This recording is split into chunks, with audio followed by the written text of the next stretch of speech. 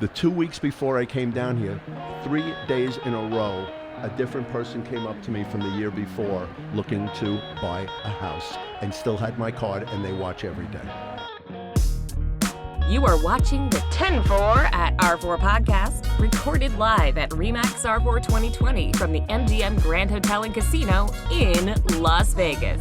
In this episode, we discuss Fashion content with Michael Glickman of RE/MAX Services from Boca Raton, Florida. Now, here are your hosts, Jesse Peters and Michael Thorne.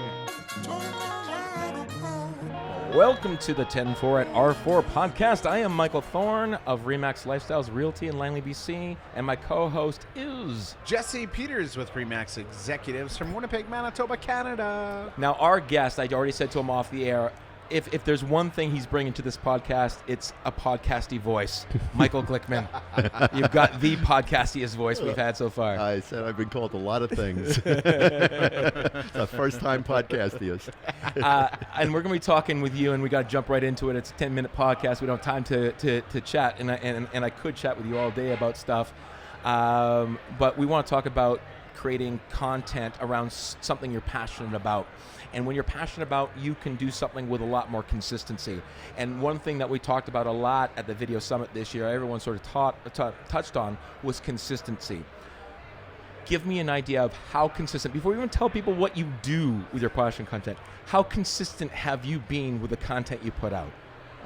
Other than a brief stint when I had an accident and broke my collarbone, I have been doing this every single morning, which is a tribute to my good health, knock on wood, since actually from May of 2018 to this very morning, and prior to March 11th in 2018, I was doing it since January of 2017.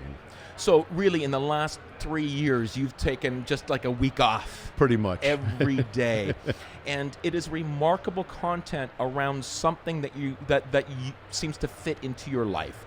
And one of the things we really tell people all the time is, if the content you're creating is something you're not interested in, if you have to go out of your way to create the content, it's a burden to do it, you will find the excuse not to create the content. And so, out of all the content I see created in this industry, yours, to me, is the most unique and refreshing. So tell people listening and watching, what is it that you've been doing every morning for the last 4 years? What I've been doing is Sunrise with Mike. And it is done from normally the beach at Delray Beach in Florida, South Florida. It is something that I started when I was recreating my life after I had a disruptor, if you would call a divorce a disruptor, Sure. And started going down to the beach for a positive feeling. The sunrise gave me an energy. The wind, the sand, and the other people. There's a difference with people that go to the beach for sunrise than come to just lay in the sun during the rest of the day. So I started to do that. I was sharing just a little stories and anecdotes, and people started to laugh. And when you mean sharing, you mean via live video? Via a live video. I do it live on Facebook every morning. It's really never rehearsed.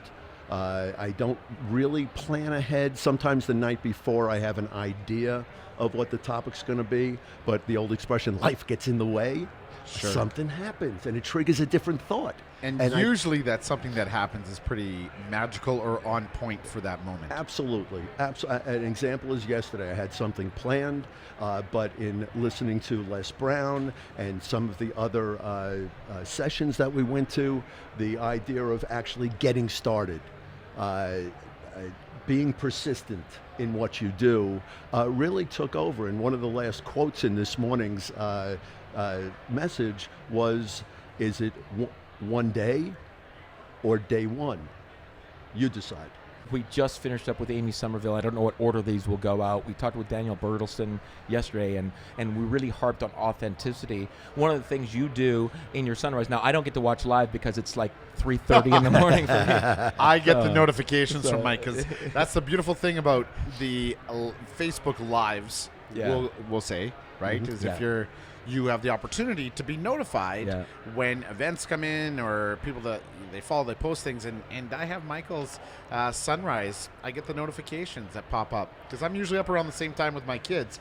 And it's fun to watch, jump in and say hi. But what's even more amazing, because of your persistence and your consistency, you have a community that joins you because they aren't on the beach and you're sharing something unique and spectacular that's in your world geographically, but also, you know, where you are at in life, and I love that. The beautiful thing with that is I've got the core that just say, hey, good morning, Mike. But then you've got the people that really listen and they get involved. They will, many of them have become friends through the being on Sunrise with Isn't Mike. that magical? So they contact each other, and then I get private messages, which also is very meaningful.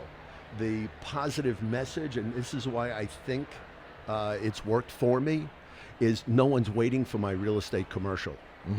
I do. It's So me. much higher level than that. They know me. Yeah. I'm seeing Michael. I'm having coffee with Glick. you know? It's one of the things, after 4 years doing it every morning, if it wasn't authentic, you couldn't keep up the act that long. Right, You know what I right. mean? You just Yeah. couldn't. And one of the things about it is it's a routine for you, clearly, but for many others, it's become a routine for them. It is Yes. a part of their morning. But the other thing I wanted to touch on is the exciting thing about what you do is the anticipation of not knowing what I'm going to get. Am I going to get a funny anecdote? Am I going to get something serious? Am I going to get, like, you don't, like, that's exciting, that it's and that's the way life is. Sometimes it's this, sometimes it's that, and that's actually what makes it enjoyable. But you're unabashed to, like, dig into some tougher topics or share your soul. Oh yeah, we've gotten deep. We've had tears. We've had laughter. We've had crying. I've had people that have actually reached out, sent me books and cards, have called me. It's been very, very, it's been a revelation and very heartwarming. It's when you give of yourself, it's just amazing what comes back. And the wildest thing is I can touch on something deep and someone that will check in goes, oh my God, Michael, I needed to hear that Bingo. today. Yeah. And I just, it humbles me to no end. And you know what that does? You know, for someone who also creates consistent video, it's hearing those messages, be like, I needed your smile. I needed that message. I needed that level of connection to know that I'm not the only one. That's what keeps me doing day 2, day 4. Because it becomes less about you, and you have a responsibility to a community to continue to help. That's even more magic, stepping outside of our own egos to help others. Mike, how many negative comments would it take to offset that's what I needed to hear this morning? What negative comment? Exactly. Well, here, I guess my point is, and I love rhetorical questions. I think one of the things we as humans are so concerned about that negative comment, or why did you wear that, or why would you say that, or I don't care. Like, we magically focus on that one meaningless throwaway comment, and we don't focus on that's what I needed to hear today. Thank you. So here's what I get on occasion. I get other people's weather reports. Oh, it's raining here in New Jersey. Oh, I'm freezing. And, you know, I'm like, thank God for the rain. Please check back with me when the rainbows show up later. You know, right. Or if it's rainy and windy, a sub-zero, I go, I can't compete with that. But why don't you close your eyes and imagine yourself on the beach with me here on this you're beautiful good. morning. I'm doing that already. Just turn it right around Yeah. on them. And here's the thing is, if you're afraid of that one comment, you never get the good one. In fact, a good dear friend of ours, Adam Cooper, who creates a lot of amazing content, he put out a video and he got a negative content, and he reached out to both of us in a Facebook group, and in a Facebook chat group, and he says, what do I respond to? He says, it's really bothered me. And Adam's a great guy. He was just probably one of those days he was having. And I said, I'll tell you what, I'll give you advice on how to respond to that negative comment after you respond to all the positive ones, There the you go. 47 other ones that actually matter. Yeah. but we do get down on that negative one, and I get it, it's human nature, but it really stops us from doing something amazing. You know, it's funny when you say that, because I've said on the show before, because people have come up, obviously, with the occasional negative thing, and I equate it to if you stub your toe and you think that, oh my God, my entire body's in shock. It's your toe. The rest of your body feels great. Or if you have, I love them, I had a bad day. Did you really have a bad day, or did you have a bad 5 minutes that you stretched out over the course of the day? Sure. Amazing. So we try to bring it back into perspective and look at all the positive that's going on there. I love that. All right. I love that. I love that. Now it's time for the R4 Rapid 4. All right, Mike, at the beginning of the podcast, we asked you to roll the dice 4 times like many, many of our guests. You did without questioning it. Shows the trust that you have in Jesse and I. We'll see if you still trust us in a couple minutes from now. Oh, I'm sure he will. He might have some choice words, but he'll still trust us.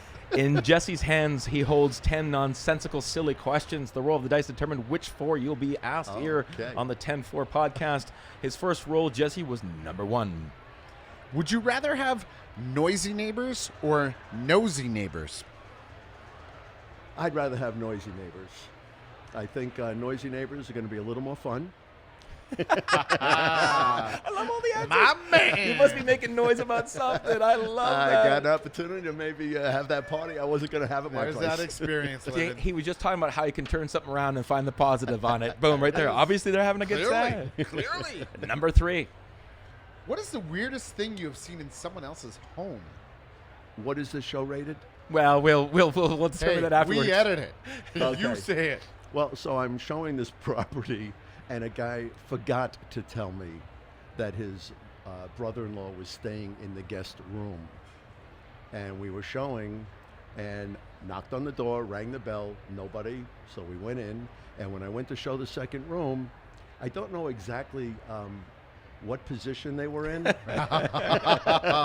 However, it was interesting. I stayed. I told my clients to leave. And on that note, next question. Wow. Number 5. In 40 years, what will people be nostalgic for? Sunrise with Mike. Oh, great answer. I love this, man. You trademarked that yet? Last question is number 6. How many chickens does it take to kill an elephant? Why would you want to kill an elephant? Now, I got one more question. Okay. I'm throwing one more question. What has Sunrise with Mike been like on the Vegas Strip? It has been absolutely a humbling experience. First of all, the first morning I went out, was it the first or second morning I went out, Adam and Kelly were doing their jog and went by, and I got the hello. And every once in a while, Adam checks in, and, that's a real, perk in my life. He's amazing at doing that throughout the industry. Is. Like, you know what, to have a person that's as real and genuine as him blows my mind. Yeah, agreed. But the recognition, the people that come by and, hey, Sunrise, oh, I watch you all the time. Oh, can I be on your show? I had somebody yesterday, can I be on your show tomorrow morning? Is it Ito with Boomtown? Yes. He was having lunch with David, my broker, yesterday, and out of nowhere, he was talking about his wife and her persistency, and he goes, and speaking of persistence, and he brings up Sunrise with Mike, and then Dave introduced me to him. I listen, I don't do this for recognition. I tell everybody that listens to the show. That's why it works, Mike. Well, I tell them they're a fly on the wall to my life. Yeah. I share, I'm open, and I give. The business that I've gotten from it is, I guess they call it organic. Yes. But it's people I started taking their pictures at the beach because they were doing selfies, and I offered to take a picture. And because I look homeless some mornings, I said, no, I'm not going to run off with your phone. I do this every morning. I'll take as many pictures as you want. And then they go, oh, when can I watch your show? And I give them my card. The 2 weeks before I came down here, 3 days in a row, a different person came up to me from the year before looking to buy a house and still had my card, and they watch every day. Amazing. That brings us to the end of this episode of the 10-4 to R4 podcast with our guest, Michael Glickman. Thanks for joining us. My co-host is the ambitious Jesse Peters, and I'm Michael Thorne. We'll see you in the next one. Over and out. That That's this week's episode of the 10-4 at R4 Podcast with your hosts Jesse Peters and Michael Thorne. Don't forget to join us next week for another episode. Thank you for watching.